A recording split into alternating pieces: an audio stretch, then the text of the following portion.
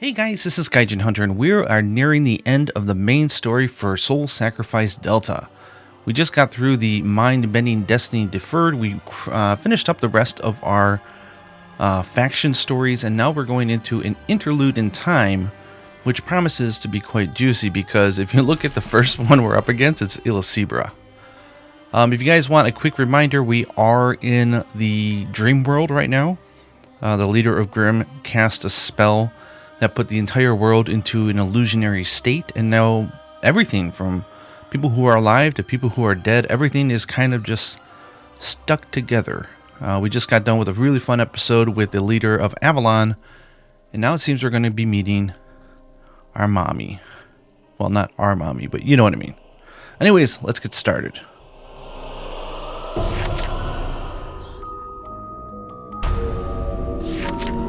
I search for Magusar even now, but there's not a trace of him left. I imagine barring him alone from this dream world was the crux of their plan.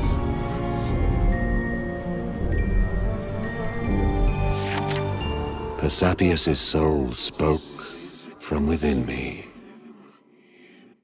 What can you leave this world? The bonds I share with my partner, that will be my legacy. I would say this to Magusar as he fights the madness that consumes him. The bonds we share are the truest proof of our existence. I must escape this false world and hurry to his side.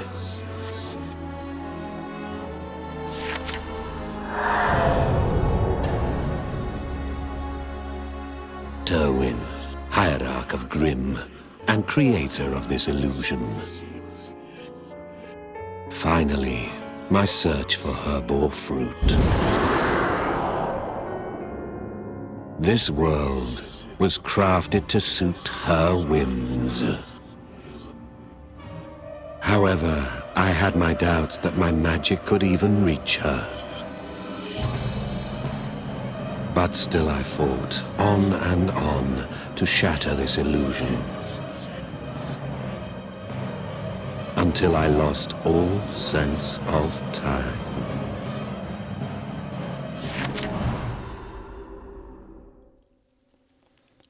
Okay, sounds like we are running back into Illacibra, because we are in this bizarro world that Terwin has created. So, I mean, I guess Illacibra is just Illacibra, so where are we armed-wise? Okay, let's take the Winged Eyes Orb. This is an explosive, it's a mortar. Now, granted, we're not maining explosives, otherwise we'd have a lot more damage. But it's going to be fun just to visually see, but if you are Avalon, you can actually buff up your explosives the same way that I've been buffing my spears and my blood. You can do the same. Looses a hail of exploding rats upon foes. Okay, that I've got to see. I've never seen this one before. Let me make sure I've got my spear sigils on. Yeah, so I'm all speared up. So that's good. Got armor. Got a way to heal. Yeah, we're good. If I need it, do we need a black right? Nah, actually I think we're fine. I don't want to use all my lacrima. Let's do this.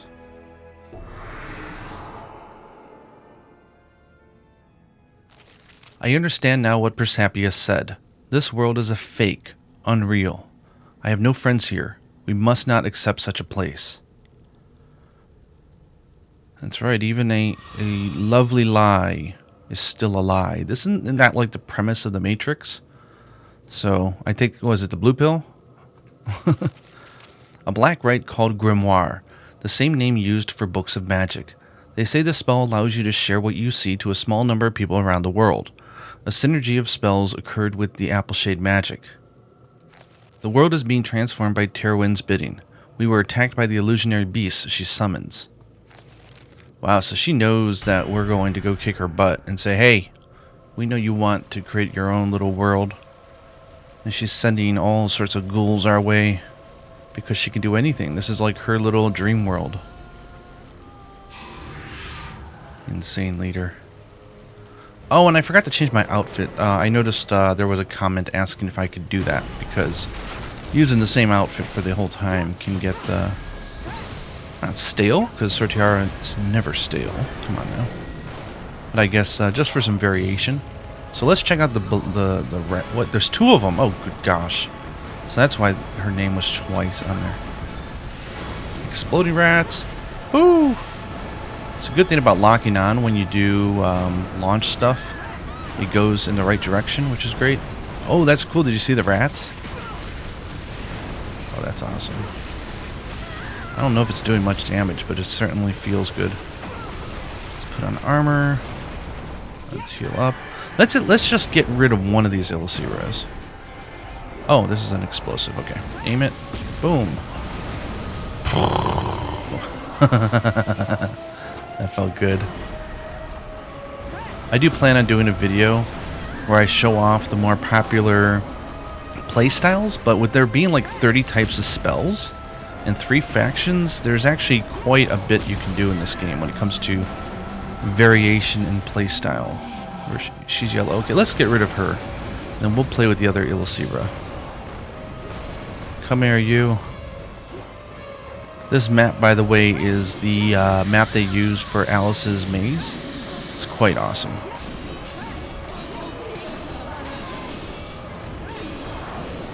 Weirdo. Okay, she's gone. No, is she? I can never tell because they don't get rid of the red right away. Whoa! Snaky girl. Do we get anything? No. Okay, so we're down to one more. So the cool thing about this Alice's maze is these mushrooms are what sort of renews your offering power.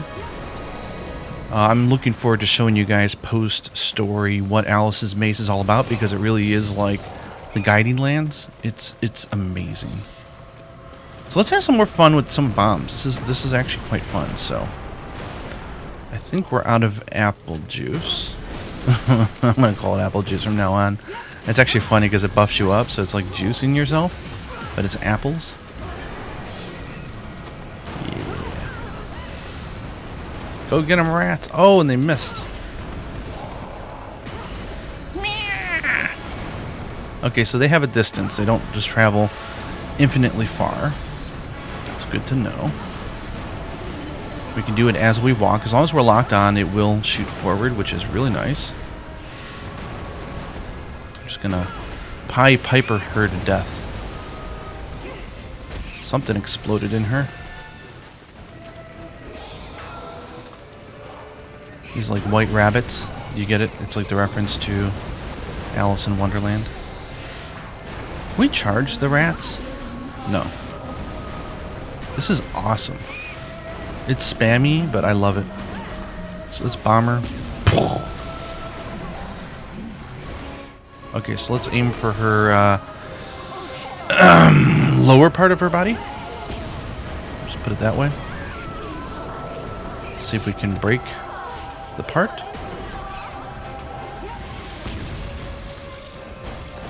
Ooh! I hit her in the face. In the place that looks painful. What are you doing, rabbit? I want some life essence or soul, whatever. We'll kill it. What does it give us? Gnome. Okay. We should probably pick up some of these orbs as well. Again, anytime you have a boss that you down, you can grab this stuff. They're not going to come back to life, so it's like free time. Extra credit time, you know? Does she look like Illusibra, though? I hope so. Not really. It's just a phantom. Oh well. Beggars can't be choosers. That was a very fun pack, though. I did not realize the explosive rats and the basilisk bomb would be so fun. Ooh, we got the plus. That's good. And we got a plus as well. Oh, from the first one, yeah, so that it rewards us twice. That's great. Got good variation there.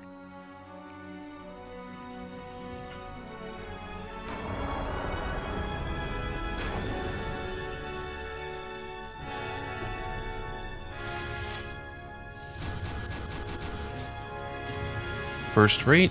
Okay, not legendary. But whatever. Oh, we get double reward since we had 2 bosses.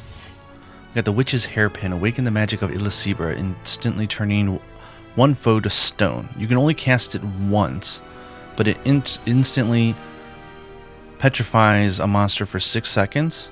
I like it.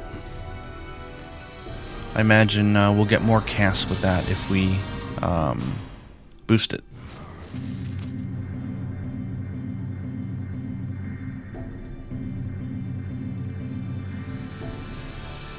I actually think we're coming up on a very big milestone. I want to say that Int 32 unlocks a bunch of different sigils. Could be wrong though, but I believe that was the magic number. As she set her monsters on me, she began to tell a story. For the sake of amusement. She said, once, long ago, there lived a girl and her young brother. Her childhood was complex, for she was born of a sorcerer and a common woman. With that parentage came a host of troubles. Her brother was a pure mage and true bred.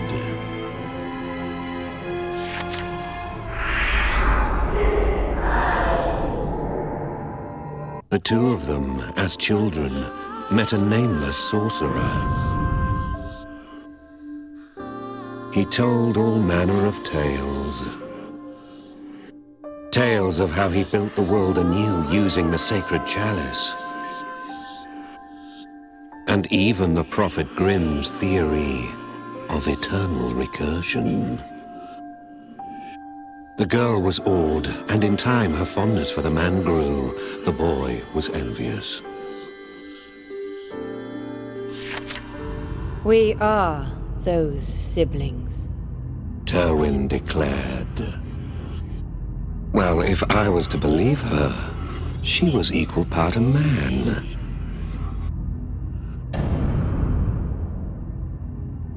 Two souls inhabited her body.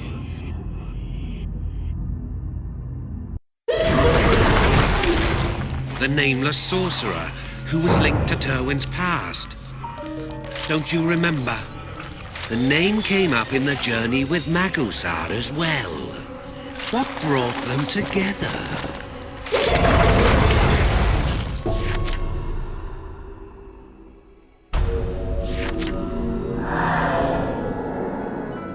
The nameless sorcerer had told the children, one day, I will lose sight of myself. It was as he'd said. He took the name of Magusar.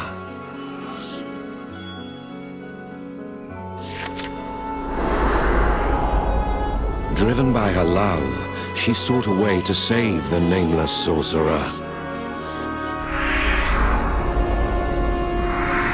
But the brother saw his chance to win her back and plotted the man's murder. His sister sought to stop him. There was no choice, she said. No other way to stop her brother turned monster by his jealousy. It was only after she had claimed his soul as part of her that she came to understand. Only after sacrificing him did she feel the depth of his love. A love which could not be. For all the suffering her blood had brought her, it was far worse for him. The siblings cursed their fate and raged against the unfair world. That rage became their fuel.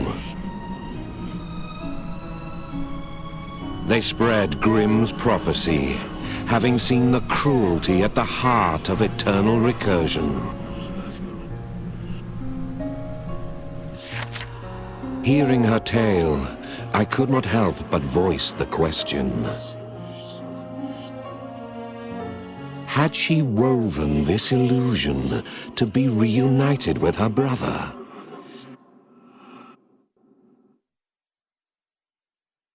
Her expression quickly changed. Okay, so I want to give a little bit of context here because I didn't understand it at first in English. It is written correctly, it's just I read it wrong. But her and her stepbrother, so they have the same father, but he gave birth, the son was born between the father and a sorceress, and she, Talia, was born between the same father, but a regular human lady. So they share the same father, but different mothers. The problem here is that they're half brother, half sister, and he is absolutely, authentically in love with her. So he gets very upset when she finds out that she has a thing for the unnamed sorcerer. So yeah, that explains what they mean by true bred. Also, how the blood got in the way, and how he suffered because he truly was in love with her. But this world, just like ours, it was taboo for siblings, whether they're half or not, to be in love or to ever be together. In this world, the spirits of the dead taken into the right arm appear again, so Persepius is back in his body. Terwin must have known that the apple shade illusion would offer more than escape from eternal recursion. It would allow her to see her brother's soul. Did her dream come true, I wonder?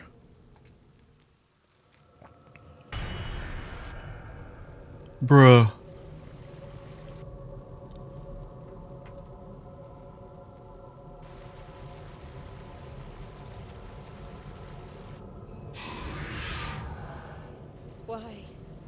Why won't he smile for me?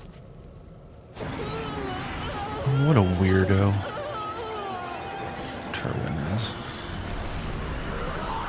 That's disgusting. Was that a Kizu scream I heard? Did you hear that too? That couldn't have been just me. She sounded just like a Kizu. I'm going to compare it when I do the editing on this video.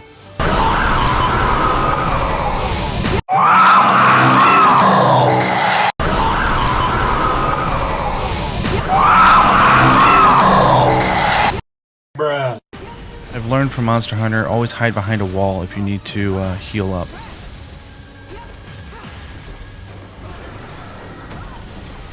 Armor. Okay, let's start chucking some rats at her, huh?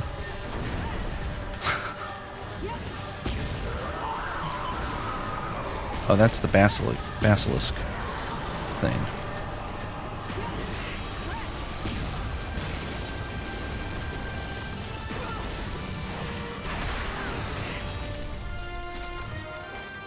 I should probably get behind her so I can get the things on her back. Just jumping all around like Mario. Stop it.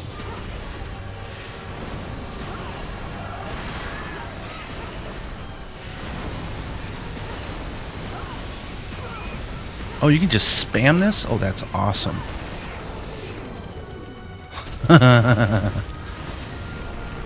Wow, we ratted her to death. That's the power of behemoth apples and flaming rats. That was great. It's gonna become like a new meme for my channel. Don't touch my applesauce.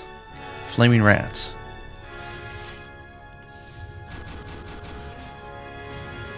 There should be a special point reward for killing with rats.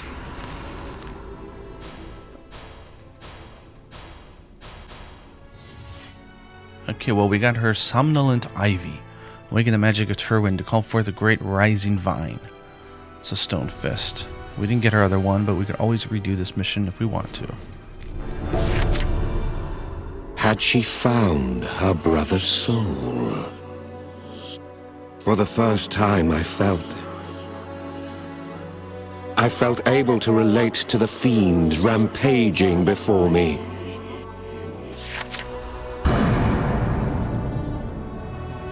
It's only human to want to see lost loved ones again. If such a thing could happen here, who among us would deny this dream world? Even knowing it for a false comfort, would the salvation found be any less real? Doubt gripped me like a length of heavy chain. I fell to my knees, unable to rise again. What man has never cursed the world? Never wept at life's iniquity? The force that drives her is shared by all mankind.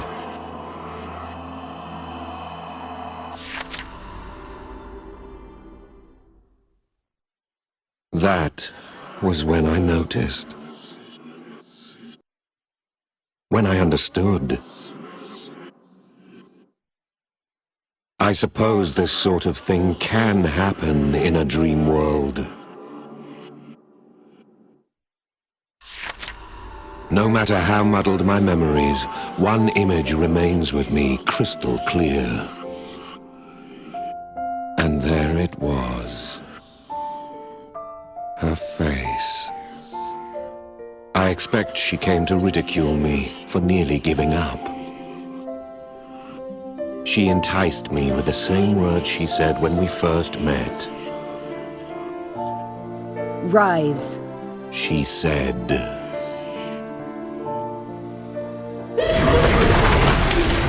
Well, for Terwin, it was her younger brother. For the author of the journal, it was someone he was no less able to forget. Imagine that. A reunion that was only possible within the dream world. Our author was no doubt aghast.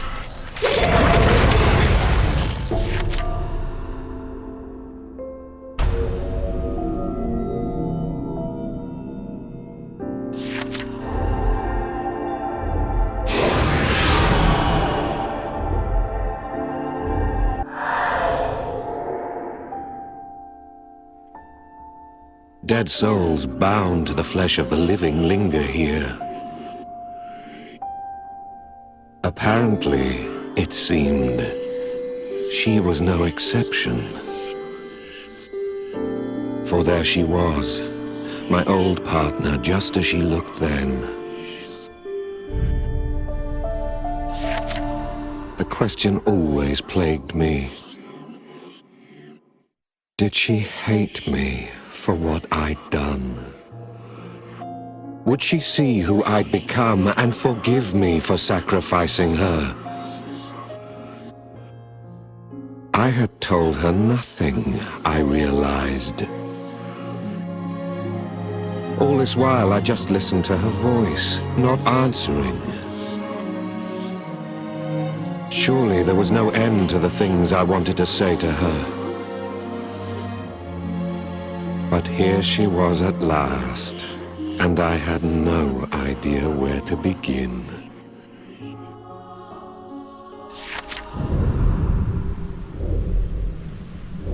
All right, let's go.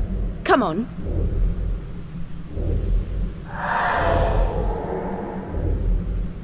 Even then, during the ordeal, she always walked a step ahead. As if she knew the answer lay around the next turn. So, aren't you keeping someone on the outside, waiting? Standing next to her, a wave of powerful nostalgia washed over me. The real world's not all bad. The vivid memory of those days with her told me as much.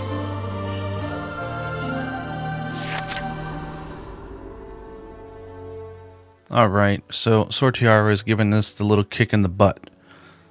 Like, snap out of it, dude. Get back and change what you still can. So, Terwin, you're going down. Oh, I didn't change my outfit again. That's okay. Strange.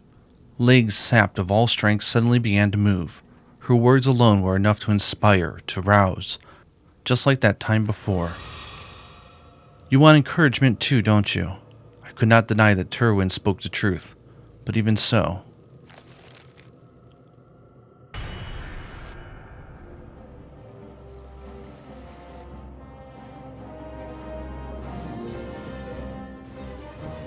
Okay, last boss version Terwin needs to go. Oh my god, we get to fight with her? Now get moving. The ordeal continues. She's so awesome.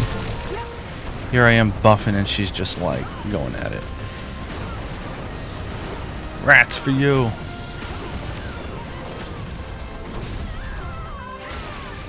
Okay, I should at least try to break all her parts. So let me try to do that. Aim for the vines above. Boom! Did you see that? That looked awesome, didn't it?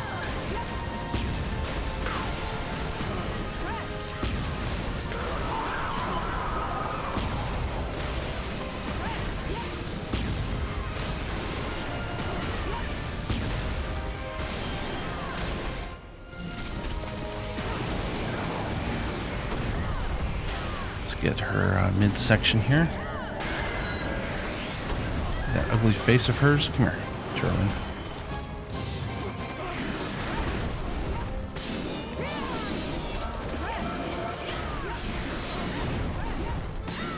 Oh, is she too tall for me to reach it? You know what? She's not too tall to reach. Bombs. Blow that face right off her face.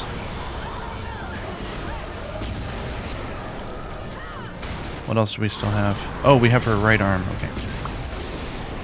Can do that.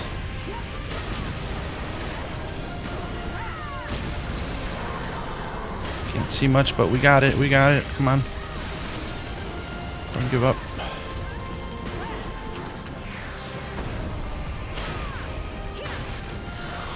Where's that arm? Oh. Chance. Oh, we're in a corner. There it is.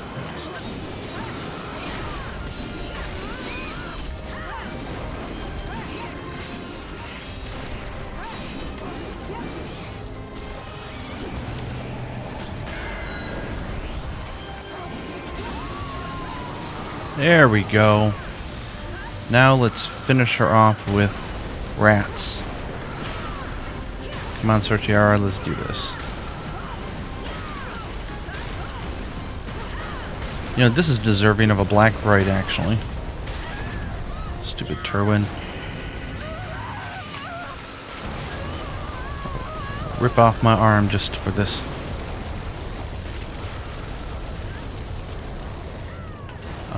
Where is she? Come here. Sortiara's gonna kill you. Get her, Sortiara. She's open.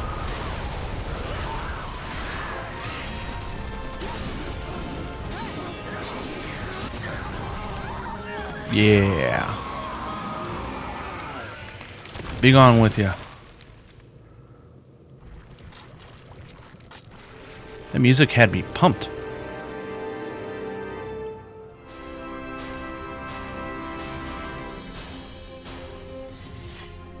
Alright, so we got her other spell as well. So we got the Somnant Blossom. It's a parasitic seed that explodes when healed. So you attach all these vines onto the monster and then you do a healing spell, and I think it hurts him. Boulder Shug spell, which is a morph that lets me charge into a boulder. Very nice. And you'll not regret it. Terwin spat the question at me through ragged breaths.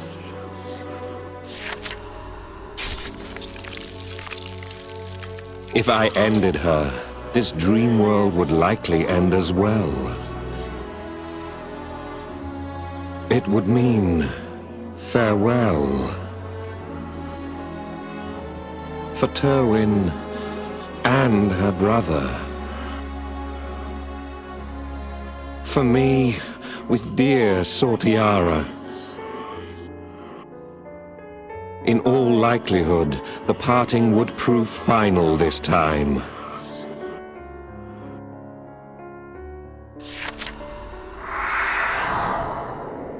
I looked at Sortiara. Her face was exactly as it had been the day our ordeal began. It stabbed at my heart. She looked the same for a reason.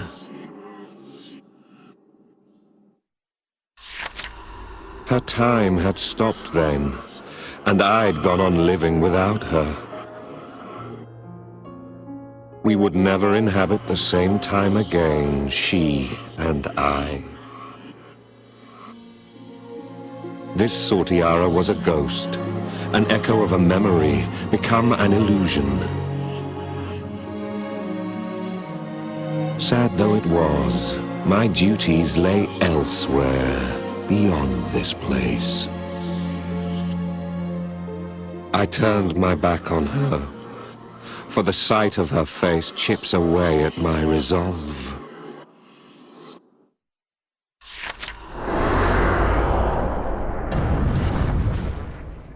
I raised my hand to Terwin's body, prepared to finish my business. All of a sudden, a second, thinner arm appeared. Sortiara placed her hand on mine.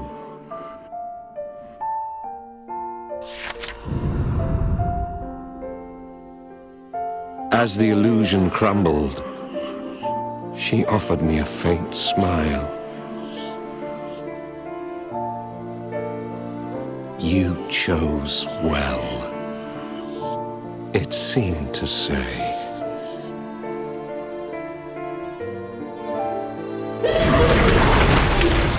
Saying farewell again was painstaking, but even so, the author left the illusion behind.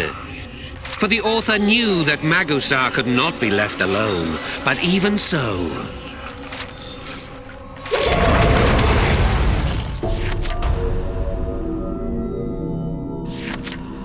The memories of Terwin and her brother flowed into me, together with their souls.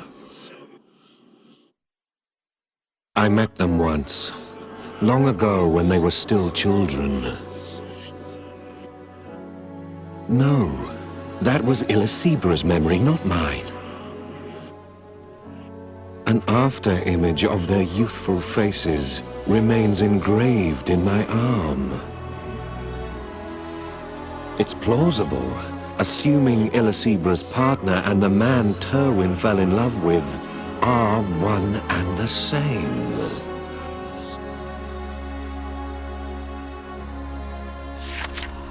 The man who rekindled a dead world with the chalice.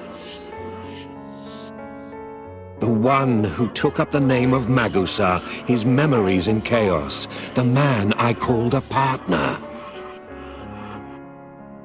Magusar's gift was not for seeing the future. No, his visions were of the past, muddled fragments of old memories. He saw how the world repeated, what mechanisms were behind it. What he called premonitions were likely just glimpses of memories of before.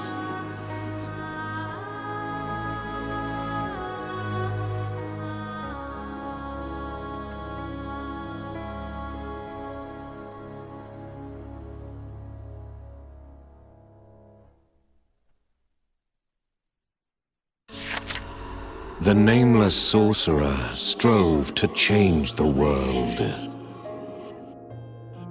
His words took root and spread as prophecy. So Grimm was born.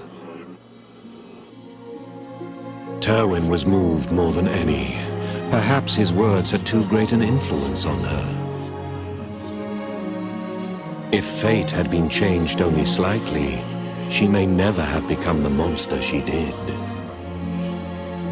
If, perhaps, the nameless one she loved had not succumbed, if he had remained the same. Terwyn fought to change the world in her own way. Indeed, she fought to be reunited with her brother. But if that was her sole want, she needn't change the world. Greater than any selfish desire was her love for that sorcerer. Her reverence for him drove her to save the world in his place.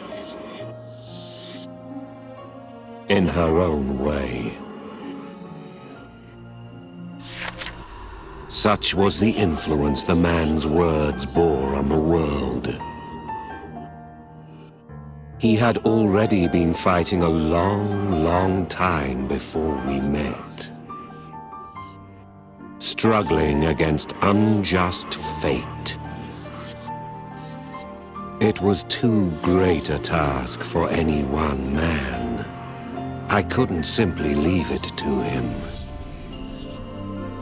Even if he did come from an older world, he was still my partner in this one.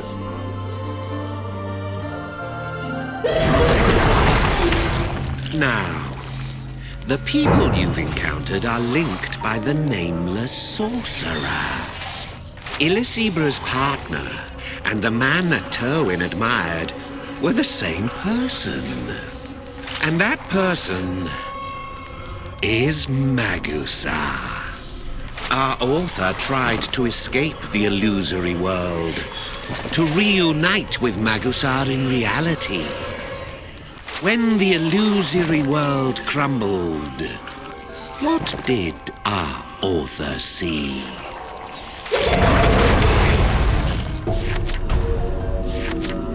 The dream world Terwyn had crafted began to crumble.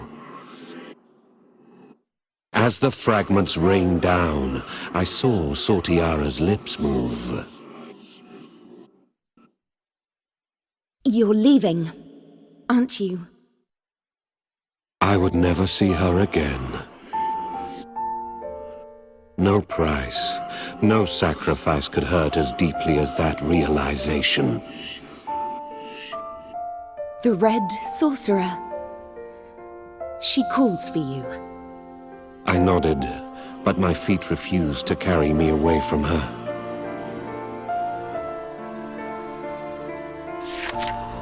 I had still not spoken a word. The emotion surged and rose in me, but I could not speak. More than anything, I think I'd always wanted to apologize. Since the day I'd ended her life. A cowardly, selfish urge, I know. To ask forgiveness of the woman I had murdered. It's all right. I watched her lips form the words. I was always with you. I found salvation in those words, though they made our inexorable parting all the harder. I was cursed to lose her a second time. Her hand came to rest on my right arm. This is my home now. We can meet any time you wish.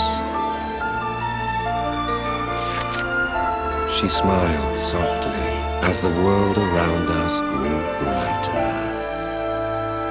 Amidst the spreading glow, her voice washed over me like a tender caress along an open wound. She said, Please, don't make that face.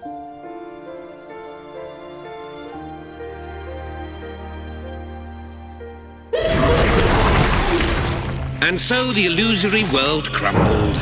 Only the memory of that unexpected reunion survived. Time was set back into motion, and the world careered towards its end. The author was very determined. From long ago, Magusa had fought bravely against this cruel, senseless world. Knowing this, how could the author ever leave Magusa alone again?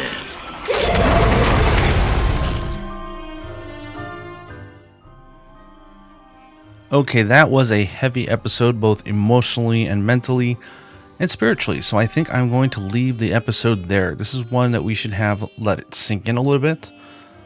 Games and stories like this should not just be blown through in one day. So I'm going to leave it here. I hope you guys enjoyed the video. Let me know your thoughts in the comments down below. And when we come back, we'll be doing the final chapter of the story, The Trail of a Life. See you next time.